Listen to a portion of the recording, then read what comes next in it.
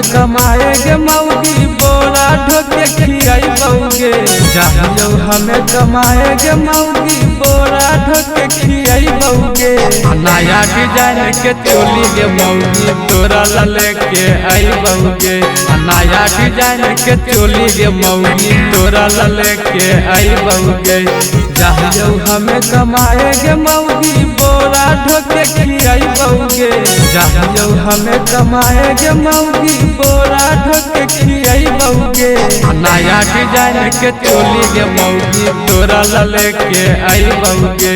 नया डिजाइन के चोली गे मौगी तोरा ला लेके आइबौगे।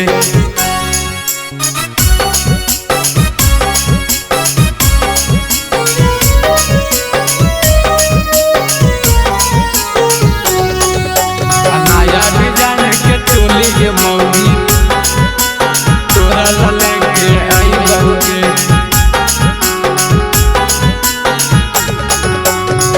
नथिया के नथिया लइबौ गलबा के हार गे। चूड़िया कंगना मलइबौ सरिया चमकदार गे।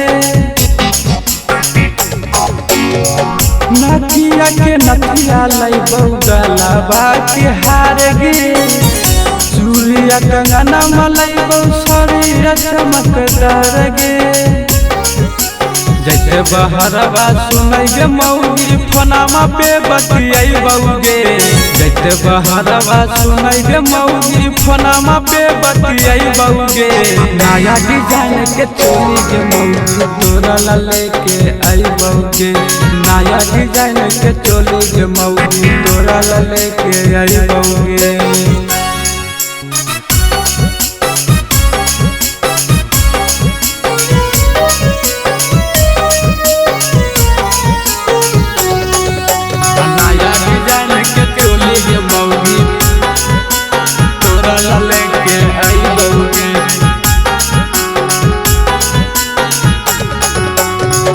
चार महीना रह के आए जइबौ घरवा।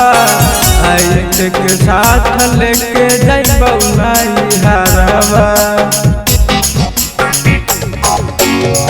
4 महीना रह के आए जइबौ घरवा।